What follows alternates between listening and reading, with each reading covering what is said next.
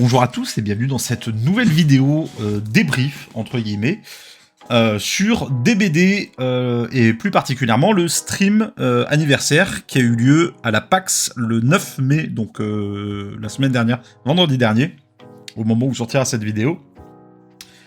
C'est une vidéo sans script, sans rien, j'ai juste fait un petit plan, du coup, vous me pardonnerez, il y aura beaucoup d'hésitation. Pour ceux qui ne le savent pas, j'ai un petit défaut d'élocution. Et quand je lis pas un script bien établi, j'ai sans arrêt tendance à faire mais c'est ce qui fait mon charme. Bref, voilà. Oui, ça commence, déjà. La dernière fois, j'avais fait un petit résumé du stream qu'ils avaient fait en annonçant les Quality of Life updates, les mises à jour de qualité de vie sur le jeu, et ça avait eu l'air de pas mal vous plaire. Du coup, je me suis dit qu'on allait peut-être jeter un œil ensemble, faire une pause dans les décaler les vidéos que j'avais déjà préparées et regarder, jeter un petit coup d'œil ensemble à ce qui a été annoncé. Déjà, la première chose, la chose la plus significative, c'est que c'était un stream sur le 9e anniversaire de DBD, et à aucun moment, ils n'ont parlé de l'event du 9e anniversaire de DBD, ce qui est plutôt original. Tout ce qu'on a eu, c'est juste une image avec, voilà, comme on peut le voir là, le crâne en or couvert d'une espèce de pellicule brûlée qui a servi d'image de fond pour leur stream, voilà.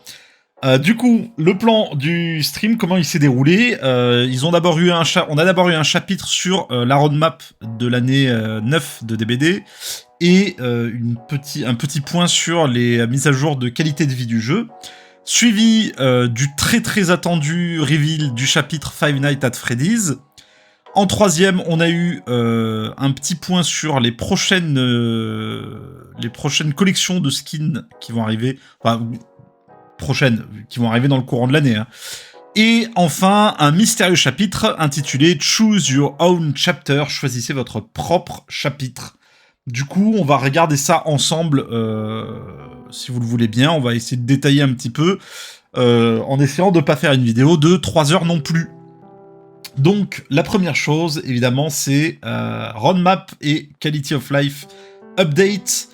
On a eu la roadmap de l'année 10 de DBD, que voilà. Donc, une roadmap très très chargée. Alors, je parlerai pas de tous les événements en bas, hein, les événements in-game, les modificateurs, etc., etc.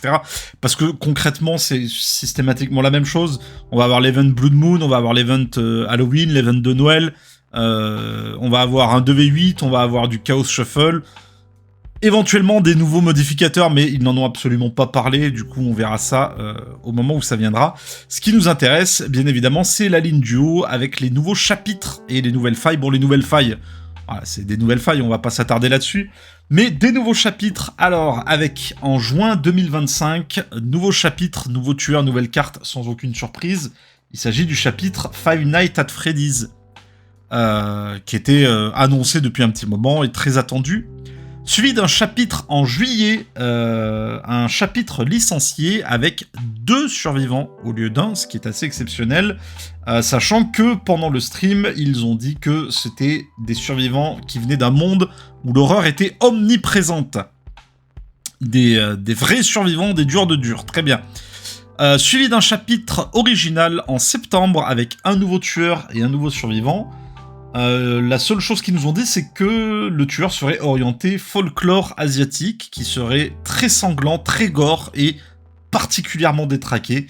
Alors bon, on a déjà eu beaucoup de tueurs sur le folklore japonais, on a l'Oni, on a l'esprit, etc.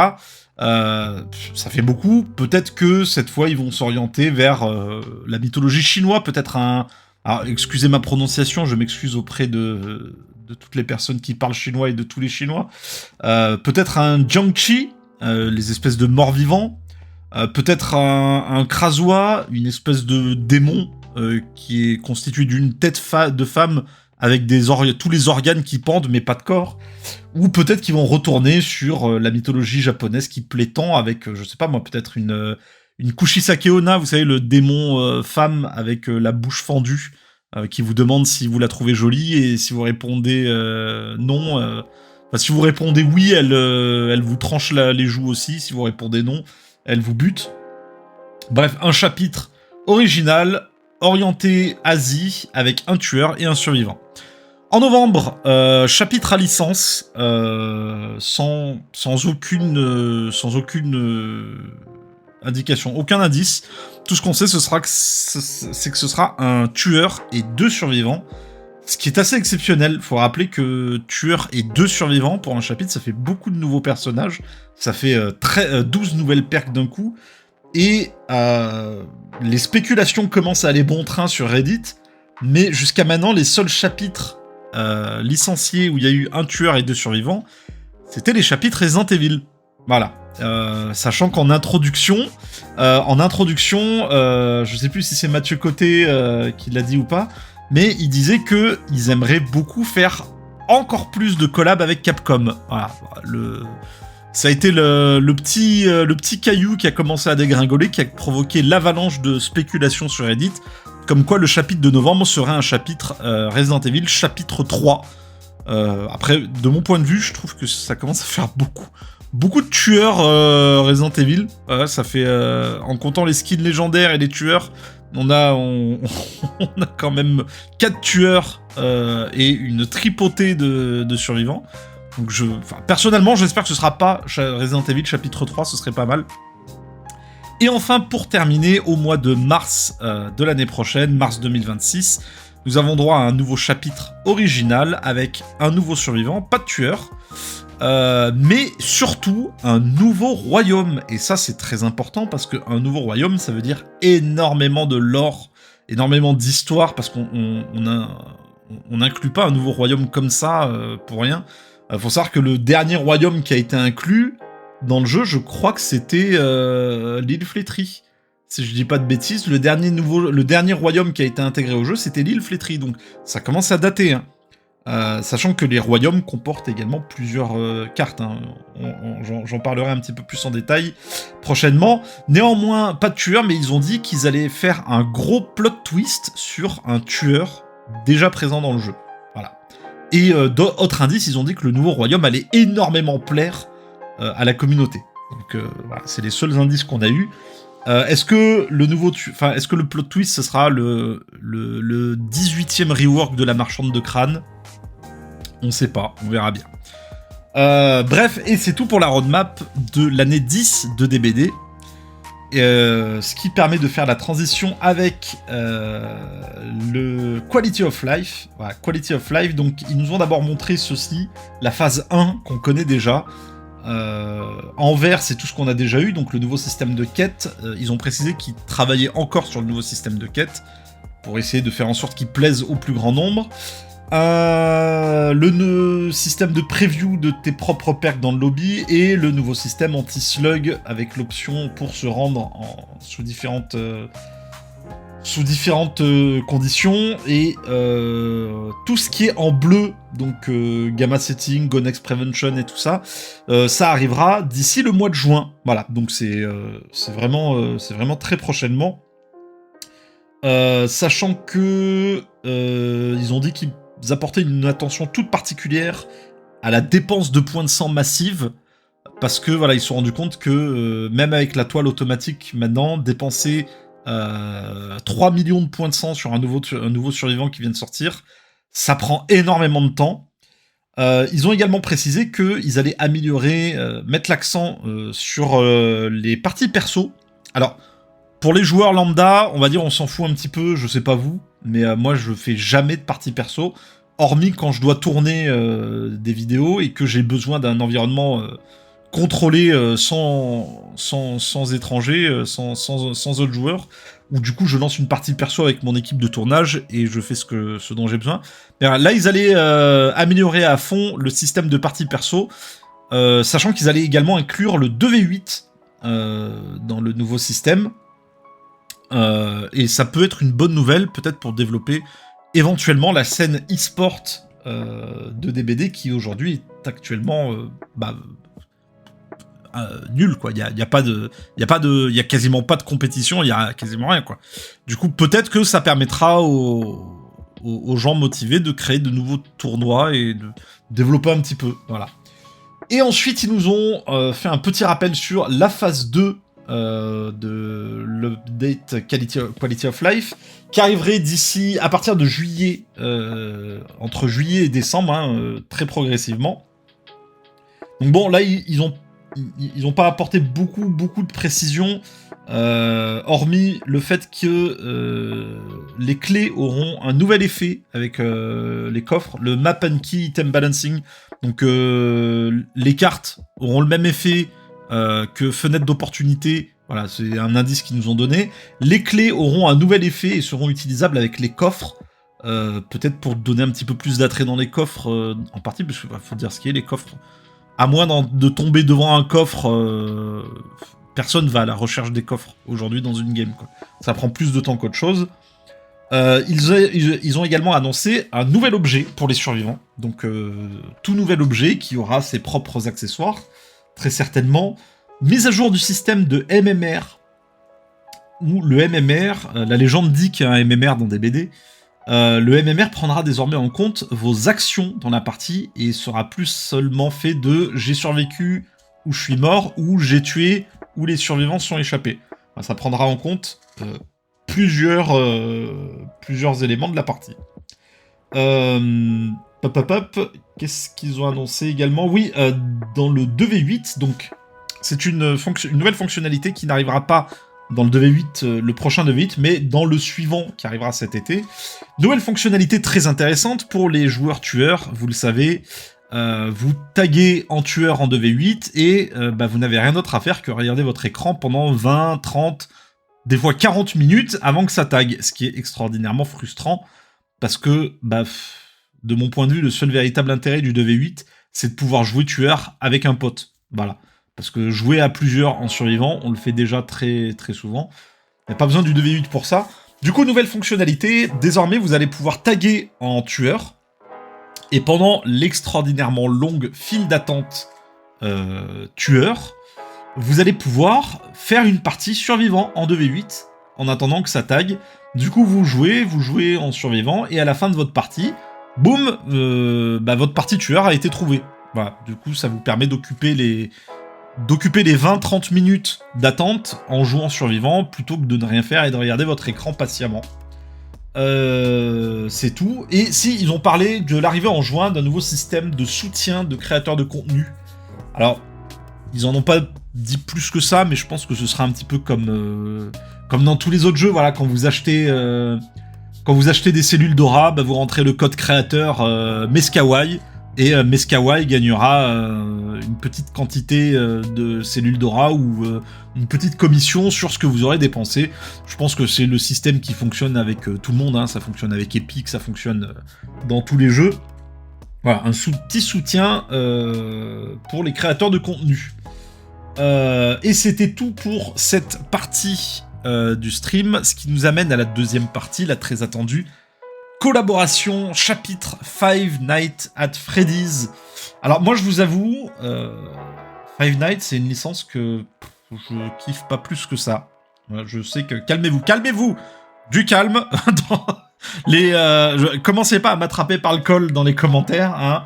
Les fans de FNAF, je vous connais, je vous vois.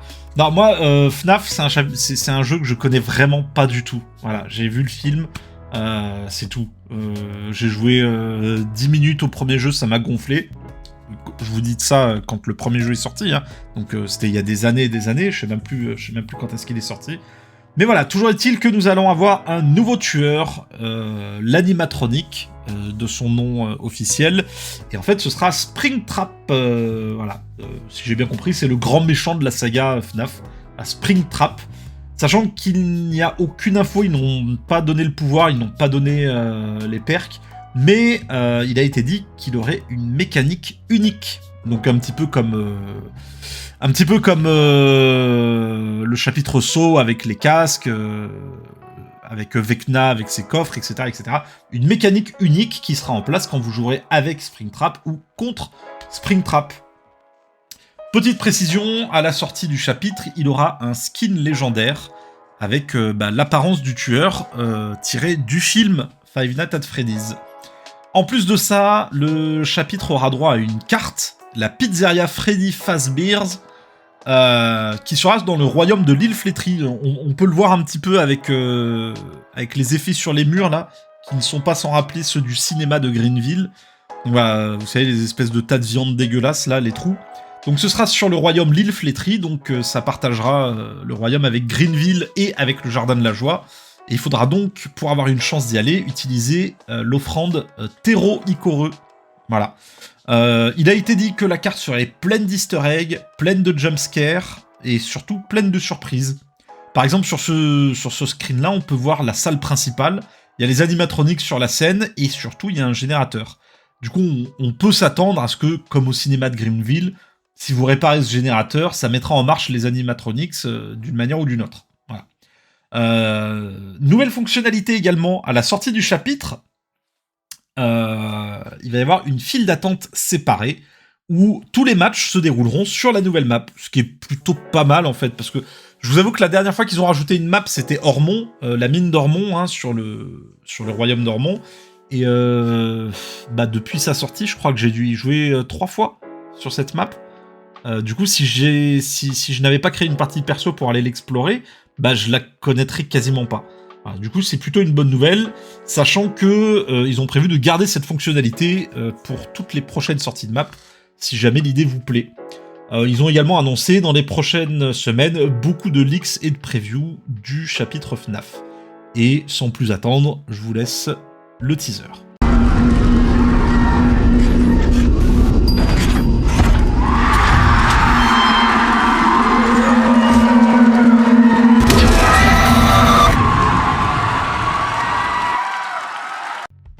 Et voilà, pour la partie Five Nights at Freddy's du show, nous arrivons maintenant à la 3e partie, les prochaines collections, les prochaines collabs. Et vous l'avez sans doute déjà vu, vous en avez sans doute déjà entendu parler. Avec la nouvelle faille qui est sortie récemment, nous avons eu les premiers skins du concours. Je sais pas si vous le savez déjà ou si vous vous en souvenez. Il y avait eu un concours de skins il y a très peu de temps. Et les vainqueurs, la communauté pouvait designer des skins pour les tueurs et les survivants. Et les vainqueurs du concours verraient leurs skins intégrés au jeu. Et ça a été le cas avec la nouvelle faille où nous avons les nouveaux skins. Un pour Jake. Bon, ça n'a pas d'importance, j'allais dire, mais désolé pour les fans de Jake, mais surtout le nouveau skin pour la singularité, et il y avait eu pas mal de débats, comme quoi le skin avait été bâclé, comme quoi il manquait le visage, etc., etc. Du coup, j'ai perdu son nom, bref, ils nous ont rassurés, et ils nous ont dit qu'ils allaient faire le nécessaire pour rajouter le visage sur le skin de la singularité, ce qui est quand même... Voilà, on peut râler autant qu'on veut auprès de Behavior, on peut faire les ouin-ouin tant qu'on veut sur Reddit ou sur Twitter. Toujours est-il que le studio écoute ce qu'on demande et fait son possible pour répondre aux demandes du plus grand nombre. Le plus gros morceau de cette partie, c'était évidemment l'annonce de la nouvelle collab The Witcher, avec un petit trailer.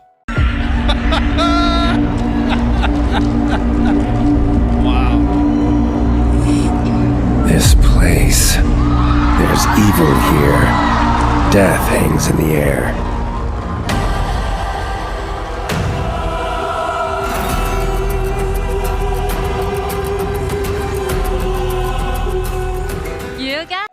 Et cette nouvelle collab nous apportera donc 6 nouveaux skins. Un skin légendaire pour l'artiste, pour la transformer en Leshen, vous savez, ces espèces de créatures des bois. Un skin légendaire pour Vittorio qui prendra l'identité du non moins célèbre Geralt de Rive. Et le reste, ce sont juste des cosplays, des tenues. Une tenue pour Sable pour incarner Ciri. Une tenue de Yennefer pour Kate. Une tenue de Triss Merigold pour Michaela. Et enfin, une tenue d'Eredin, le roi de la chasse sauvage, pour le chevalier. Également, avec la collab The Witcher, il y aura un mode 2v8 spécial, avec des récompenses spécifiques The Witcher, dont, et je suis sûr que tout le monde l'attendait, l'iconique Geralt dans la baignoire à poil. Voilà, ça fera plaisir à de nombreuses personnes. Autre collab également dans les skins qui va arriver, la collab Bullet Brother. Alors, très peu connue en France, je pense, parce que même moi, je connaissais pas beaucoup. Et voilà, c'est un show très très célèbre outre-Atlantique.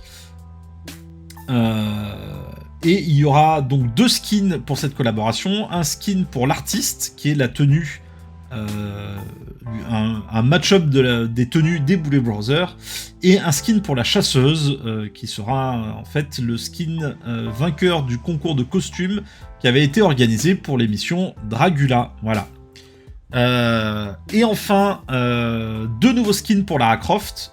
La tenue classique, nouvelle version, je sais pas comment ils appellent ça là. Ils ont Lara Croft, Tomb Raider récemment, ils ont fusionné les 2 univers, les anciens jeux et les nouveaux jeux, pour faire une sorte d'univers unique. Voilà, du coup, ça va être la tenue classique de cette nouvelle version de Tomb Raider et un nouveau skin mystère. Et enfin, pour tous ceux qui l'attendaient depuis si longtemps, Frank Stone fait son apparition dans le brouillard. Malheureusement, ça va décevoir plus d'une personne, dont moi, je vous l'avoue. Frank Stone arrive, non pas comme un nouveau tueur, mais comme un skin légendaire pour le piégeur. Ce sera donc la version champion de l'entité de Frank Stone. Voilà, un petit peu déçu, je dois vous l'avouer, parce que je m'attendais vraiment, pour ceux qui n'ont pas fait le casting of Frank Stone, ce qui ne veut pas dire le casting de Frank Stone, mais la fonderie de Frank Stone, à ne pas confondre. J'entends souvent des gens qui disent le casting de Frank Stone, genre c'est un casting, on va passer un casting pour savoir qui sera le nouveau champion de l'entité. Non, casting, c'est le mot anglais pour dire la fonderie. Donc pour ceux qui n'ont pas fait la fonderie de Frank Stone, allez-y, le jeu est en promo en ce moment. Il n'y a aucune collaboration là-dedans, mais voilà, c'est un très très bon jeu fait par Supermassive, en collaboration avec des BD, donc un petit peu comme Until Dawn et tout ça, des jeux à choix. Et c'était tout pour la partie Upcoming Collection, nouveau skin, ce qui nous amène enfin à la toute dernière partie de ce stream, le Choose Your Own Chapter.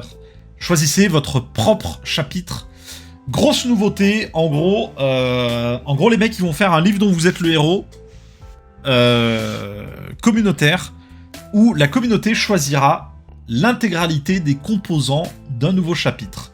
Voilà, ce sera un chapitre tueur survivant, et la communauté choisira absolument tout. Elle choisira le tueur, le survivant, les perks, les armes, le nom du chapitre, le nom des personnages.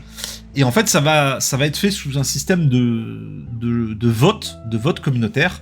Par exemple, en fait, ils vont commencer en nous disant, alors, qu'est-ce que vous voulez ? Est-ce que vous voulez, comme tueur, un type ordinaire, un tueur surnaturel, une créature ou un monstre de science-fiction ? Et ils vont mettre ça au vote pendant quelques jours, quelques semaines. Et si par exemple, je dis une connerie, hein, mais si par exemple c'est le créature qui a été choisi, boum, on passera à un second vote. Est-ce que vous voulez un fantôme, une momie, un zombie, un épouvantail ?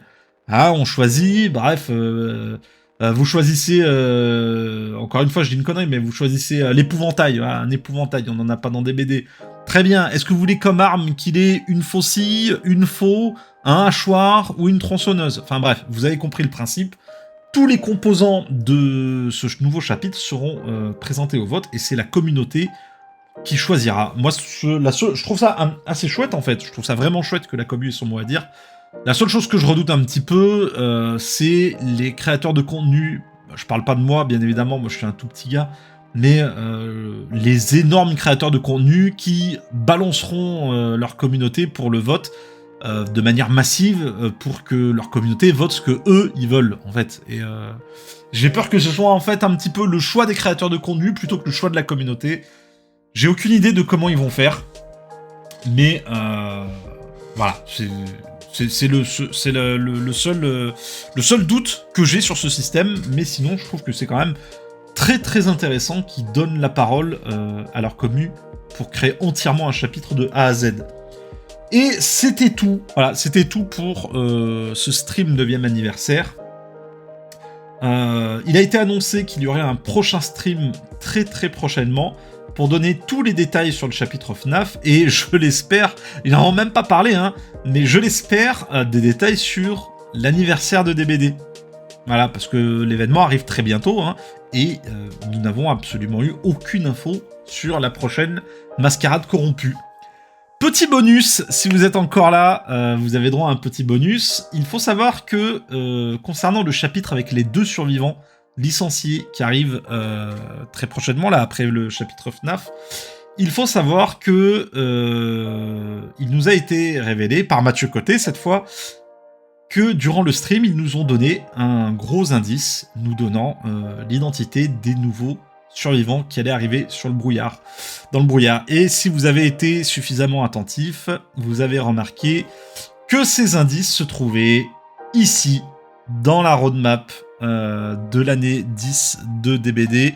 Voilà, il suffisait d'avoir l'œil, enfin il fallait avoir l'œil. Si vous regardez bien cette roadmap, vous verrez qu'il y a certaines lettres qui sont à moitié effacées. Et si vous mettez ces lettres dans le bon ordre, ce qui n'est pas compliqué parce qu'en fait elles sont déjà dans le même ordre, cela écrit la phrase « The ones who live », ceux qui ont survécu.